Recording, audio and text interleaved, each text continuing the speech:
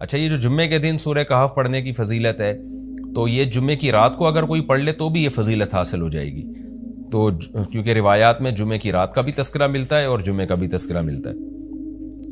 الحمدللہ الذی، تمام تعریفیں اس اللہ کے لیے ہیں، انزل علی عبدہ الکتاب، جس نے اپنے بندے پر کتاب کو نازل کیا، ولم یجعل لہ عوجا، اور اس کتاب میں اس نے کوئی کجی نہیں رکھی۔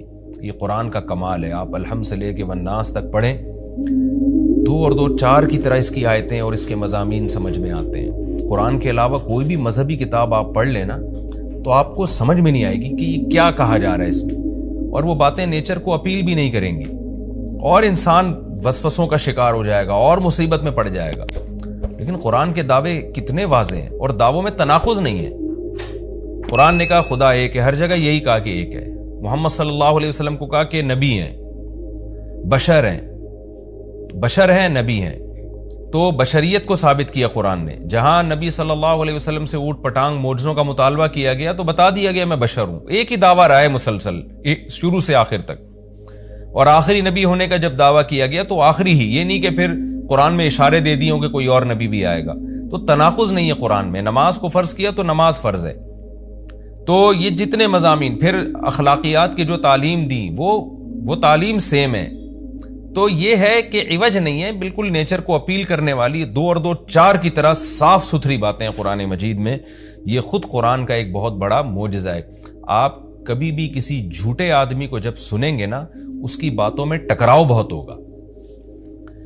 میں ایک دفعہ تحقیق کر رہا تھا، یہ منکرین حدیث جو ہیں، جنہوں نے کہا، دعویٰ کیا کہ حدیث حجت نہیں ہے، تو ہمارے شیخ حضرت مفتی رشید احمد صاحب رحمہ اللہ تعالی نے اصل الفتاویٰ کی 2 جلد میں ان کے خلاف بہت کچھ لکھا ہے۔ تو اس میں ایک بڑی دلچسپ بات یہ تھی کہ جب یہ منکرین حدیث کا جو بانی ہے نا، پرویز نام تھا اس کا، پورا نام اس وقت ذہن میں نہیں ہے، تو اس کی کتابوں سے حضرت نے تناقض نکالا۔ مفتی رشید احمد صاحب رحمۃ اللہ علیہ نے تناقض کیا نکالا؟ ایک جگہ لکھ رہا ہے کہ حدیث حجت نہیں ہے، دوسری جگہ لکھ رہا ہے کہ حدیث حجت تو ہے لیکن جن ذرائع سے ہم تک پہنچی وہ ذرائع حجت نہیں ہے، اور ایک جگہ لکھ رہا ہے کہ حدیث حجت بھی ہے لیکن صرف نبی صلی اللہ علیہ وسلم کے دور تک کے لیے حجت ہے، ہمیشہ کے لیے حجت نہیں ہے۔ تو ایسے کئی تناقض، تو اس میں حضرت نے لکھا کہ اس سے پتہ چلتا ہے کہ یہ بیچارہ خود اس کو پتہ نہیں ہے کہ یہ اس کا دعویٰ کیا ہے، یعنی اس سے صاف واضح ہوتا ہے کہ ان کا مقصد صرف اور صرف ہمیں اسلام سے ہٹانا ہے، اور حدیث کو مشکوک قرار دے کر، کیونکہ زیادہ تر جو قوانین ہمیں اسلام کے ملتے ہیں وہ تو قرآن میں بہت کم ملتے ہیں، وہ تو احادیث میں ملتے ہیں۔ قرآن تو زیادہ تر عقیدے کی بات کرتا ہے، آخرت کے تصور کو ہماری نظروں میں اجاگر کرتا ہے، اخلاقیات سکھاتا ہے، مسائل، فقہی مسائل، وہ تو زیادہ تر احادیث میں ہے، اسلامی قانون جسے ہم کہتے ہیں۔ تو مقصد اس کا یہ ہے کہ اسلامی قانون سے کسی طرح لوگوں کو ہٹایا جائے۔ تو جیسے جس وقت بن پڑی وہ دعویٰ اس نے کر دیا۔ کبھی مجلس دیکھی کہ یار اس وقت یہ دعویٰ کرنا زیادہ مناسب ہے کہ حدیث حجت تو ہے لیکن جن ذرائع سے پہنچی وہ ذرائع قابل اعتماد نہیں ہے، تو وہاں اس نے یہ دعویٰ کر دیا۔ تو جھوٹا آدمی کسی ایک بات پہ ٹکتا نہیں ہے۔ آپ مرزا غلام احمد قادیانی کے دعووں کو دیکھ لیں، اس کی کتابوں میں کہیں وہ لکھتا ہے کہ میں نبی نہیں ہوں، میں تو امام ہوں، اور کہیں لکھتا ہے کہ میں، شروع میں اس نے یہ دعویٰ کیا تھا کہ میں نبی نہیں ہوں، میں امام مہدی ہوں، پھر اس نے دعویٰ کیا میں حضرت وہی عیسیٰ علیہ الصلوۃ والسلام جو مسیح موعود وہ ہوں۔ اس کی کتابوں میں اتنا ٹکراؤ ہے، وجہ اس کی ہے کہ باطل کا ایک ہدف ہوتا ہے، تو وہ دیکھتا ہے کہ جیسا دیس ویسا بھیس، جیسے اس کا ہدف ہوتا ہے شہرت، دولت، اور یا لوگوں میں پھوٹ ڈالنا یا کوئی منصب حاصل کرنا کسی سے، تو وہ پھر دیکھتا ہے کہ جس وقت جو طریقہ اس کو سوٹیبل لگتا ہے نا، وہ وہی طریقہ اختیار کر لیتا ہے۔ تو ہر باطل میں یہ ہوتا ہے، آج بھی ہم دیکھتے ہیں جو اہل باطل ہوتے ہیں وہ کسی ایک بات پہ ٹکتے نہیں ہیں۔ ایک تو ہوتا ہے نا انسان سے غلطی سے ایک دعویٰ ہو گیا، اس سے رجوع کر لے، وہ ایک الگ چیز ہے، وہ تو ہر انسان سے خطا ہو سکتی ہے، لیکن اہل باطل کے دعووں میں بہت ٹکراؤ ہوتا ہے، وہ کسی ایک بات پہ ٹکتے نہیں ہیں۔ آج بہت سارے اسکالرز ایسے ہیں کہ آپ جب ان کی تقریریں سنیں گے یا ان کی کتابیں پڑھیں گے تو انہیں بہت ٹکراؤ نظر آئے گا، اسی سے صاف پتہ چل جاتا ہے کہ یہ لوگ اپنے دعوے میں مخلص نہیں ہیں، ان کا مقصد پھوٹ ڈالنا ہے۔ تو جتنی جو تحریف شدہ آسمانی کتابیں ہیں، یہ جتنے باطل مذاہب ہیں، ان میں بھی آپ کو یہ ٹکراؤ نظر آئے گا۔ تو قرآن یہ دعویٰ بار بار کرتا ہے کہ اللہ تعالیٰ نے جو کلام اپنے حبیب صلی اللہ علیہ وسلم پہ نازل کیا، اس میں آپ کو عوج نظر نہیں آئے گا، کوئی کجی نظر نہیں آئے گی، بہت واضح 2 اور 2 4 کی طرح وہ اپنے دعووں کو دعوے کرتا ہے قرآن مجید اور اس پر دلائل قائم کرتا ہے۔ قیماً، اللہ فرماتے ہیں سیدھا سیدھا کلام ہے، لینذر بأسا، تاکہ یہ ڈرا دے کہ اللہ تو نے اتنا صاف ستھرا کلام نازل کیوں کیا؟ اللہ کہتے ہیں دو وجہ سے، برے لوگوں کو ڈرانے کے لیے، اچھے لوگوں کو امیدیں دلانے کے لیے، تاکہ برے لوگ برائی سے بچیں اور اچھے لوگوں کو موٹیویشن ملے۔ یہ دعویٰ بھی قرآن کا کتنا پیارا اور کتنا صاف ستھرا ہے۔ برائی کو ختم کرنا چاہتا ہے قرآن، اچھائی کو پروموٹ کرنا چاہتا ہے۔ لِيُنذِرَ بَأْسًا شَدِيدًا، ہم نے کیوں نازل کیا؟ تاکہ یہ ڈرا دے شدید عذاب سے، مِن لَدُنْہُ، اللہ کی طرف سے، یعنی اللہ کی طرف سے ڈرا دے، وَيُبَشِّرَ الْمُؤْمِنِينَ، اور ایمان والوں کو خوشخبریاں سنا دے۔ کون سے ایمان والے؟ الَّذِينَ يَعْمَلُونَ الصَّالِحَاتِ، جو اچھے اعمال کرتے ہیں۔ کیا خوشخبری سنا دے؟ ان لہم اجرا حسنا، کہ ان کو اجر ملے گا بہت اچھا، اور ایسا اجر ملے گا ماکثین فیہ ابدا، رہیں گے اس اجر میں وہ ہمیشہ ہمیشہ۔ وینذر الذین قالوا، اور تاکہ یہ کلام ڈرا دے ان لوگوں کو، الذین قالوا، جو کہتے ہیں اتخذ اللہ ولدا۔ اللہ نے ڈرانے کا ذکر 2 دفعہ کیا، اس لیے کہ ایک تو عام لوگ جو برے ہوتے ہیں ان کو ڈرا دے، اور مشرکین میں خاص طور پر یہ برائی تھی کہ یہود و نصارہ کی باتوں میں آ کے اللہ کے لیے اولاد ٹھہرا لیا کرتے تھے، وہ فرشتوں کو بیٹیاں کہہ دیا، یا عیسائیوں کی باتوں میں آ کے اللہ کے لیے اولاد ٹھہرا دی۔ تو اس لیے اللہ نے خاص طور پر ان مشرکین اور ان کافروں کا ذکر کیا جو نبی صلی اللہ علیہ وسلم کے دور میں اللہ کے لیے اولاد ٹھہراتے تھے، کہ ان کو بھی ڈرا دیا جائے۔ وَيُنذِرَ الَّذِينَ قَالُوا، اور ڈرا دے ان لوگوں کو جو کہتے ہیں اتخذ اللہ ولدا، کہ اللہ نے ٹھہرا لی ہے اولاد۔ سورہ کہف بھی مکی صورتوں میں سے ہے نا، تو اس میں بھی توحید کا مضمون بہت ہوگا۔ ما لہم بہ من علم، نہیں ہے ان کے لیے اس دعوے پر کوئی دلیل، ولا لآبائہم، اور نہ ان کے باپ دادا کے پاس کوئی دلیل تھی۔ یہ اکثر کہتے تھے نا بھائی ٹھیک ہے ہمارے پاس دلیل نہیں ہے لیکن ہم اپنے باپ دادا کو فالو کرتے ہیں، تو اللہ کہتے تمہارے باپ دادا کے پاس کون سے اس دعوے کی کوئی دلیل تھی؟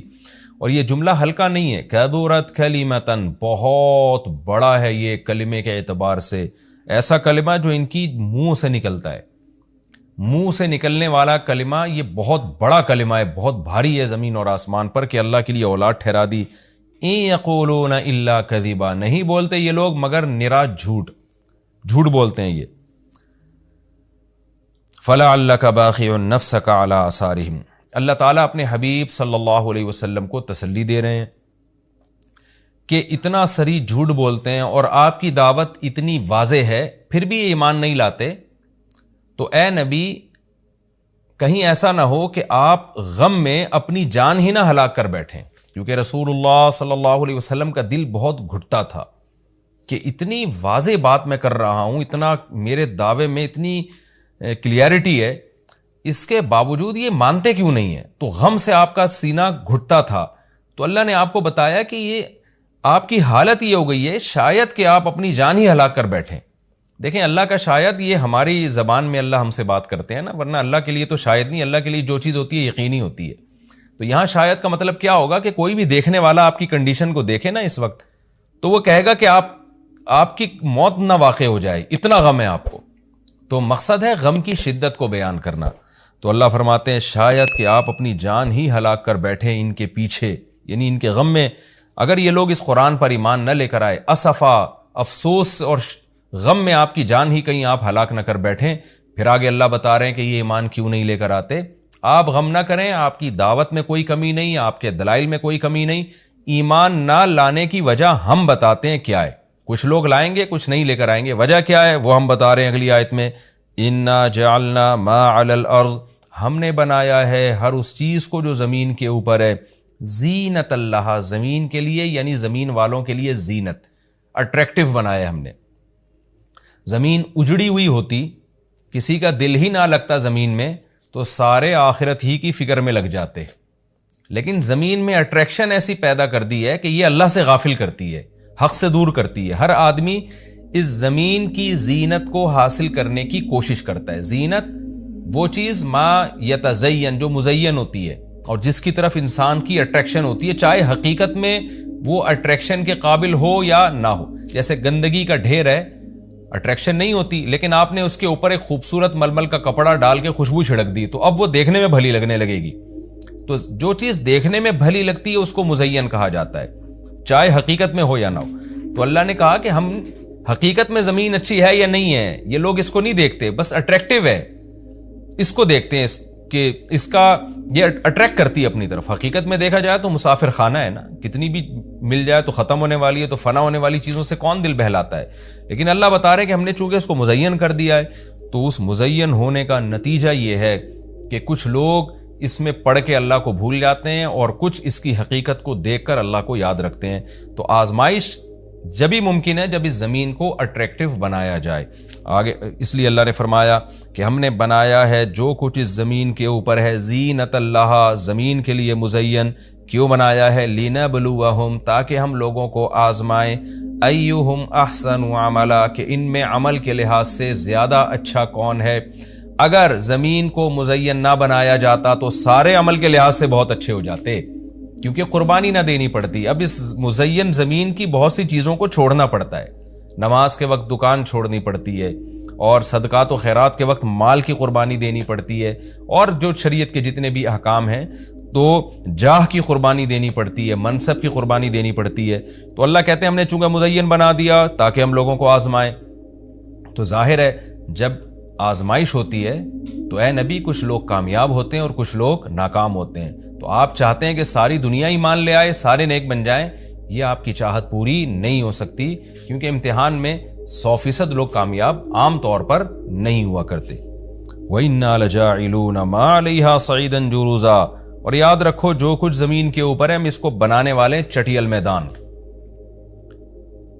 یعنی اللہ نے جب یہ کہا نا کہ زمین کے اوپر کی چیزوں کو ہم نے مزین کر دیا، تو آگے نافرمانوں کو ایک دھمکی بھی دے دی ہے کہ تم جو اس میں پڑھ کر ایمان سے اور نیک عمل سے غافل ہو رہے ہو کہ بھئی اتنی اٹریکشن ہے، تو اس کا ایک دوسرا پہلو بھی ہے۔ وہ پہلو کیا ہے؟ چٹیل میدان بن جائے گی، سب تباہ و برباد ہو جائے گا۔ یعنی ایگزامینیشن ہال میں جب جو نعمتیں آپ کو دی جاتی ہیں وہ ہمیشہ کے لیے تھوڑی دی جاتی ہیں، وہ تو اس وقت تک کے لیے دی جاتی ہیں جب تک امتحان چل رہا ہے، اس کے بعد وہ لے لی جاتی ہیں واپس۔ تو اسی طرح اللہ اس زمین کو ختم کر دیں گے، اور تب پوری ترقی، جو انسان کی جتنی بھی ترقی ہے زمین میں اور کائنات میں، ساری زمین بوس ہو کے ختم ہو جائے گی، اور اللہ تعالیٰ جس مقصد کے لیے انسان کو پیدا کیا گیا اس مقصد کے بارے میں انسان سے سوال کریں گے۔ ام حسبت ان اصحاب الکہف والرقیم، قرآن نے یہ کچھ تمہید بیان کی کہ یہ دنیا آزمائش کے لیے اور سب کچھ ختم ہو جائے گا، جو قرآن کا اصل مقصود ہے۔ اب قرآن ایک واقعے کی طرف آتا ہے۔ مشرکین مکہ یہود و نصارہ سے بہت سی چیزیں سنا کرتے تھے، اور یہود آ کے ان کو چپکے گائیڈ کرتے تھے کہ جس نے نبوت کا دعویٰ کیا ہے نا، تم ان سے یہ سوال پوچھو، تم ان سے یہ سوال پوچھو۔ پھر یہود دیکھتے تھے کہ ہماری تورات کے مطابق جواب ملتا ہے کہ نہیں ملتا، تو ان کا یعنی خیال یہ تھا کہ محمد صلی اللہ علیہ وسلم جواب نہیں دے پائیں گے تو ہم بتائیں گے دیکھو ہماری تورات میں تو یہ لکھا ہے، اگر یہ اللہ کے نبی ہیں تو یہ تو ہر آسمانی کتاب یہ واقعہ بیان کرتی ہے، تو قرآن کیوں بیان نہیں کر رہا؟ تو یہودیوں نے آ کے مشرکین مکہ سے کہا، مشرکین مکہ نے نبی صلی اللہ علیہ وسلم سے سوال پوچھا۔ ان میں 3 سوال تھے، ایک روح سے متعلق جس کا سورہ بنی اسرائیل میں جواب دے دیا گیا، ایک حضرت ذوالقرنین سے متعلق کہ وہ کون سا بادشاہ تھا جس نے پوری دنیا پہ حکومت کی ہے، ان کا تذکرہ اللہ نے قرآن میں بیان کیا، اور ایک اصحاب کہف کے بارے میں۔ تو اب قرآن ان کے واقعے کو بیان کر رہا ہے۔ ام حسبت ان اصحاب الکہف والرقیم کانوا من آیاتنا عجبا، اے نبی آپ یہ سمجھتے ہیں کہ اصحاب کہف اور جبل والے، پہاڑ والے لوگ، غار اور پہاڑ والے لوگ کیا ہماری نشانیوں میں سے بڑی عجیب نشانی تھے؟ کیا آپ یہ سمجھتے ہیں؟ یعنی یا تو اس کا جواب یہ کہ واقعی یہ نشانی تھے، یا یہ کہ یہ اتنی بڑی نشانی نہیں تھے جتنی بڑی اس کائنات کو بنا دینا بڑی نشانی ہے۔ اذ اول فتیتو، اللہ نے اس واقعے کو بیان کیا، اس وقت کو یاد کرو جب چند نوجوانوں نے ٹھکانہ پکڑا الی الکہف، ایک بڑے غار کی طرف، فقالو، پھر کہنے لگے۔ اب دیکھیں قرآن جب واقعہ بیان کرتا ہے نا تو سوال تو مشرکین نے اصحاب کہف کا پوچھا تھا، بتا دیا جاتا بھئی ایک زمانے میں اصحاب کہف تھے جو مشرک بادشاہ تھا، جس کے ظلم سے تنگ آ کے وہ علاقہ چھوڑ کے چلے گئے، اور 300 سال غار میں رہے، اور پھر 300 سال کے بعد واپس آئے، اور لوگوں نے پھر بڑی عقیدت کی، محبت کی، بس اتنا کافی تھا۔ لیکن قرآن واقعہ اس انداز سے بیان کرتا ہے کہ اس میں اسباق ملنا شروع ہو جائیں، ہمیں اس میں اسباق ملنا شروع ہو جائیں۔ اب دیکھیں شروع کیسے کیا جا رہا ہے کیا تم یہ سمجھتے ہو کہ اصحاب کہف کا واقعہ کوئی عجیب واقعہ ہے؟ یعنی اللہ کے لیے تو کوئی عجیب نہیں ہے. یعنی انسانوں پر گویا اللہ تعجب کر رہے ہیں کہ اس واقعے کو تم عجیب سمجھ رہے ہو, اور اس سے بڑے عجیب کام جو ہم نے کر دیے, پانی کے قطرے سے انسان کو بنا دیا اور اتنا بڑا نظام بنا دیا ہم نے کائنات کا, اس کو عجیب نہیں سمجھ رہے. تو یہ انسان کی بھی عقل ہے نا کہ ایک واقعہ عجیب و غریب ہو جائے تو اس پہ حیران ہو رہا ہوتا ہے, اور وہ پوری کائنات بن گئی اور انسان کا پانی سے وجود میں آ جانا, چونکہ یہ ہم اس کے عادی ہو چکے ہیں یہ منظر دیکھنے کے, تو یہ ہمارے نظر میں عجیب نہیں رہا, ورنہ حقیقت میں تو اس سے زیادہ عجیب کام اللہ کر چکا ہے. تو ایک تو سبق اللہ نے ہمیں یہ بتایا اس واقعے میں کہ یہ واقعہ اتنا عجیب نہیں جتنا اللہ کے دوسرے کام زیادہ عجیب ہیں. تو قرآن واقعہ بیان کرتا ہے اس انداز سے تاکہ ہمیں اس سے اسباق ملیں. اذ اول الفتیۃ الی الکہف, نوجوانوں نے غار میں پناہ لی. فقالوا ربنا, اور کیا کہنے لگے, اے ہمارے رب, آتنا من لدنک رحمہ, تو دے ہمیں اپنی طرف سے رحمت, اور ہیئ لنا من امرنا رشدا, ہمارے معاملے میں کوئی رشد کا انتظام کر دے, یعنی درستگی کا انتظام کر دے. اس میں کیا سبق ملتا ہے کہ جو مشرک بادشاہ تھا, کافر بادشاہ تھا, چند نوجوان اسلام لے کر آئے, اللہ کے برحق دین کو قبول کیا. ان کو یہ یقین تھا کہ ہم اس علاقے میں رہ کر اپنے دین اور مذہب پہ قائم نہیں رہ سکتے, لہذا انہوں نے ارادہ کیا ہم ہجرت کرتے ہیں. تو اب ہجرت کر کے جائیں کہاں, تو اللہ سے دعائیں مانگ رہے ہیں. اس سے کیا پتہ چلتا ہے کہ جب آپ کے لیے کسی علاقے میں رہ کر دین پر چلنا ناممکن ہو تو آپ پر لازم ہے کہ آپ اس علاقے کو چھوڑیں, ایک بات. نمبر 2, چھوڑ کر آپ اللہ پہ اعتماد اور توکل کریں کہ جس اللہ نے مجھے یہاں کھلایا وہ کہیں اور بھی کھلا سکتا ہے. نمبر 3, اللہ سے 2 قسم کی دعائیں مانگیں. نمبر 1, اے اللہ تو میرے لیے رحمت کا انتظام کر دے, یعنی اپنا رحم کر تاکہ تیری رحم کی وجہ سے ہمارے لیے معاملات آسان ہو جائیں. نمبر 2, تو ہمیں گائیڈ کر, ہیئ لنا من امرنا رشدا کا مطلب سیدھا راہ دکھا, ہمیں بتا کہ ہم نے جانا کہاں ہے, کس ملک میں اسٹے کرنا ہے, سفر کیسے کرنا ہے. یہ بالکل ایسے ہی ہے جیسے موسیٰ علیہ الصلوۃ والسلام سے غلطی سے قتل ہو گیا, تو اب مدین سے جب نکلنا تھا, مصر سے جب نکلنا تھا تو راستہ معلوم نہیں تھا, تو وہاں بھی اللہ تعالیٰ سے موسیٰ علیہ السلام نے دعا مانگی کہ وَلَمَّا تَوَجَّهَ تِلْقَاءَ مَدْيَنَ قَالَ عَسَىٰ رَبِّي أَن يَهْدِيَنِي سَوَاءَ السَّبِيلِ, مجھے امید ہے میرا رب مجھے سیدھا راستہ دکھائے گا. تو جب انسان کو راستے معلوم نہ ہو, گائیڈنس نہ مل رہی ہو کہ جانا کہاں ہے, کہاں اسٹے کرنا ہے, تو ایسے موقع پہ اللہ سے سیدھے راستے کی دعا مانگنی چاہیے. تو یہاں بھی انہوں نے دعا مانگی کہ اللہ تو ہمارے لیے رحمت کا انتظام کر دے اور ہمارے لیے ہمیں گائیڈ کر دے کہ ہم نے جانا کہاں ہے, کہاں اسٹے کرنا ہے. تو قرآن کہتا ہے ہم نے ان کی دعا کو قبول کی. فَضَرَبْنَا عَلَىٰ آذَانِهِمْ, رحمت کا انتظام کیسے ہوا کہ ہم نے غار کے اندر, کیونکہ گئے ان کے کتے کو ساتھ لے کر غار کے اندر گئے, اور وہاں انہوں نے کہا کہ فی الحال ہم یہاں لوگوں سے چھپ جائیں, کسی طریقے سے پناہ میں آ جائیں, پھر دیکھیں گے جی اٹھ کے ہم نے جانا کہاں ہے. تو قتل کے خوف سے نکلیں اور غار میں جا کے آرام کیا. تو اللہ کہتے ہیں ہم نے ان کے کانوں پہ پردہ ڈال دیا, سلا دیا گہری نیند, سنین عددا, کئی سال تک. ثم بعثناہم, پھر ہم نے ان کو جگایا, لنعلم ای الحزبین, تاکہ ہم دیکھیں, جس کا نتیجہ یہ نکلا کہ ہم یہ دیکھنا چاہتے تھے ان دونوں میں سے کون سا فریق ایسا ہے احصیٰ لما لبثوا امدا, جو مدت کے اعتبار سے زیادہ کاؤنٹ کرنے والا ہے اس مدت کو, لما لبثوا, جس مدت تک یہ لوگ ٹھہرے. یعنی اللہ تعالیٰ بھی گویا ان کو دیکھ کے خوش ہو رہے ہیں کہ دیکھیں ان کے آپس میں تبصرے کیا ہوتے ہیں, کیونکہ کسی کے ساتھ ایسا کبھی نہیں ہوا. تو اب جب یہ اٹھیں گے تو اللہ کی گویا کہ اللہ تعالیٰ بھی ان کی بات کو دیکھ کر نا ایک خوش ہو رہے ہیں ان کو دیکھ کے کہ دیکھو میں یہ باتیں آپس میں کیا کرتے ہیں. تو کسی نے کیا کہا, کسی نے کیا کہا, یہ سارا تذکرہ آگے آئے گا. یہ واقعہ آگے بھی چلے گا اور انشاءاللہ اس کی تفصیل اگلے رکوع میں زیادہ آئے گی. ہمارا یہ رکوع الحمدللہ کمپلیٹ ہو گیا اور وقت بھی تقریباً کمپلیٹ ہی ہونے والا ہے ہمارا. تو انشاءاللہ اگلے ایپیسوڈ میں اس واقعے کو ہم مکمل کریں گے. تفسیر اس کی بہت آسان ہے, زیادہ ڈیٹیل میں جانے کی ضرورت نہیں ہے. اور میں بار بار بتاتا ہوں کہ یہ جو میں تفسیر کے لیکچر ریکارڈ کروا رہا ہوں, اس کا بنیادی مقصد صرف اور صرف یہ ہے کہ جب آپ قرآن مجید کی تلاوت کریں تو آپ کو سمجھ میں آئے کہ آپ کیا پڑھ رہے ہیں, کیا سن رہے ہیں. تلاوت سنیں تو سمجھ میں آئے کہ کیا سن رہے ہیں آپ, تراویح میں یا ویسے نارملی جب آپ تلاوت کرتے ہیں. اس تفسیر کے لیکچر کا مقصد لمبی چوڑی تفسیریں نہیں ہیں, کیونکہ میں اگر چاہوں تو ایک رکوع میں 6 مہینے لگا دوں اس کی ڈیٹیل بیان کرنے میں, اور چاہوں تو میں مختصر رکھوں اس کو. تو میں نے مختصر اس لیے رکھا ہے کہ آپ کو قرآن سمجھ میں آئے. لہذا قرآن سامنے رکھ کر آپ بیٹھا کریں اور ایک ہی لائنوں والا قرآن ہمیشہ رکھیں. 15 لائنوں والا ہے تو پوری زندگی پھر 15 لائنوں والوں سے تلاوت کریں. 16 لائنوں والا ہے تو 16 لائنوں والے سے آپ تلاوت کریں, تاکہ آپ کو جب وہ صفحہ سامنے ہوگا نا تو آپ جب بھی تلاوت کریں گے تو آپ کو اس کا مفہوم انشاءاللہ ذہن میں آئے گا. تو قرآن کی بیس آپ کی مضبوط ہو جائے. باقی تفسیریں تو پھر اتنی لمبی لمبی تفسیریں ہیں, وہ پڑھتے چلے جائیں, اس میں علمی نکات بہت ہیں.